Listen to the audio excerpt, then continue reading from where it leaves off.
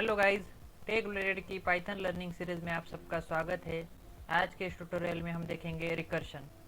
तो दोस्तों, रिकर्शन क्या है? Simple meaning of recursion is function calls itself. जब भी हम फंक्शन डिफाइन कर देते हैं, उस फंक्शन के अंदर वो फंक्शन खुद को ही कॉल करता है। मीन्स फंक्शन के अंदर फंक्शन, उसे हम रिकर्शन कह सकते हैं। देखिए, रिकर्शन में आपको एक एग्जाम्पल के द्वारा समझा देता हूँ। एक हम एग्जांपल लेंगे फैक्टोरियल ऑफ नंबर। तो विदाउट रिकर्शन हम फैक्टोरियल ऑफ नंबर कैसे निकालते हैं? देखिए, अगर हमें किसी भी नंबर का समझिए n का फैक्टोरियल निकालना है, हमने n 5 ले लिया, तो हम कैसे निकालते हैं? फॉर लूप का यूज करते हैं। For i in range 1 to n+1। और हम क्या करेंगे? फैक्ट, सबसे पहले फैक्टोरियल को हम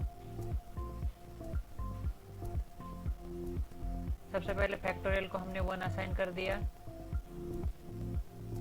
अभी fact equal to fact into i कर देंगे, और 1 से लेकर n तक हम सारी वैल्यू मल्टीप्लाई कर देंगे और एंड में फैक्टोरियल प्रिंट कर देंगे। तो ये आ गया हमारा 5 का फैक्टोरियल 120। तो हमने क्या किया? एक एक वैल्यू प्रिंट, एक एक वैल्यू मल्टीप्लाई कर दी। 1 2 3 4 5। ये हो गया विदाउट रिकर्शन। यही सेम प्रॉब्लम हमें विथ रिकर्शन सॉल्व करना है। तो हम कैसे करेंगे? देखिए, रिकर्शन मीन्स फंक्शन के अंदर फंक्शन। तो हम फंक्शन के अंदर फंक्शन कैसे कर सकते हैं इस पर्टिकुलर प्रॉब्लम के लिए?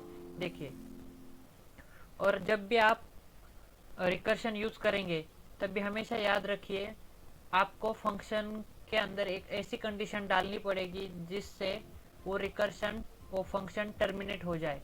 नहीं तो अगर आप टर्मिनेट करने के लिए कोई कंडीशन ऐड नहीं करते हैं फंक्शन के अंदर, तो आपका फंक्शन कंटिन्यूसली रन होता जाएगा, वो इन्फिनाइट लूप के अंदर चला जाएगा, वो कभी भी टर्मिनेट नहीं होगा। तो रिकर्शन के अंदर रिकर्शन, उसके अंदर रिकर्शन बढ़ता ही जाएगा।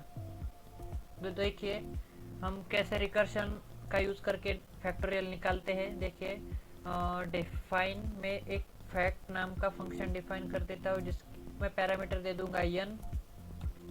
अभी देखिए, हम क्या करेंगे? सबसे पहले कंडीशन डाल देंगे जिस कंडीशन के वजह से ये फंक्शन टर्मिनेट हो जाएगा।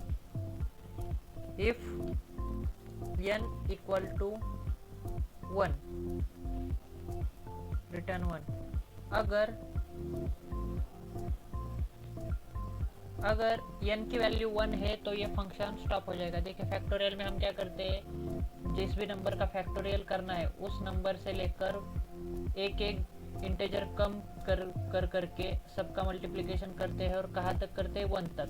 तो हम क्या करेंगे? n से चालू करेंगे, n-1, n-2, n-3, और एंड कहाँ हो जाएगा? 1 पे।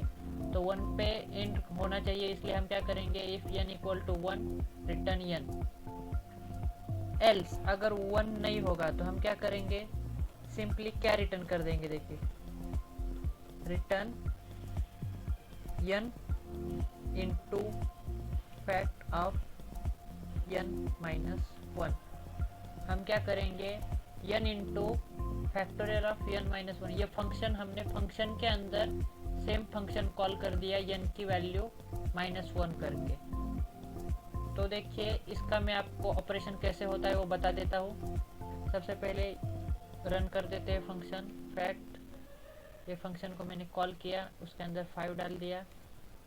देखिए, फैक्टोरियल आ गया 5 का 120। इस मेथड से भी वही आया था, इस मेथड से भी वही आया। यहाँ होता क्या है? देखिए, सबसे पहले हम जब भी पहली बार फंक्शन कॉल होता है तो क्या होता है? 5 क्या हो जाएगा? फंक्शन के अंदर चला जाएगा। 5n इक्वल टू 1 नहीं है तो एल्स के अंदर आ जाएगा। फिर क्या रिटर्न होगा? 5 into fact of n-1 means 5-1। तो fact of 4, factorial of 4 return हो जाएगा। लेकिन फैक्ट ऑफ 4 ये फिर से फंक्शन के अंदर चला गया, तो फिर 4 की वैल्यू यहाँ n की जगह आ जाएगी, फिर वो एल्स में आ जाएगा 4 into fact of 4 minus 1 equal to 3, तो 5 इंटू 4, ये फैक्ट ऑफ 5 माइनस 1 की वैल्यू हो जाएगी 4 इंटू फैक्ट ऑफ 4 माइनस 1। फिर से अंदर ये फंक्शन खुद को कॉल करेगा 4 माइनस 1, तो ये फैक्ट ऑफ 3 आ जाएगा, तो फैक्ट ऑफ 3 की जगह क्या आ जाएगा 3 इंटू फैक्ट ऑफ 3 माइनस 1।